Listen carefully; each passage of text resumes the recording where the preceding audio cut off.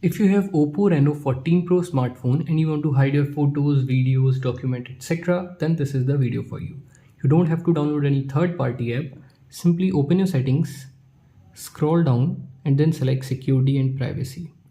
Scroll down to the bottom and then select private safe.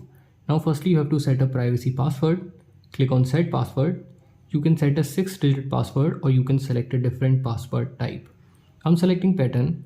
Draw your pattern and then confirm your pattern.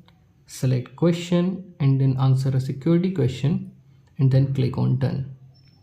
Then from here you can hide your images, videos, audio, documents and other files.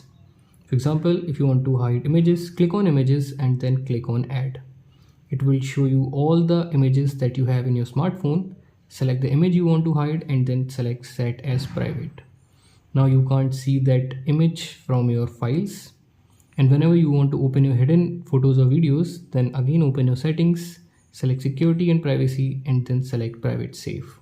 So that's how you can hide your photos, videos, etc. in Oppo Reno 14 Pro smartphone.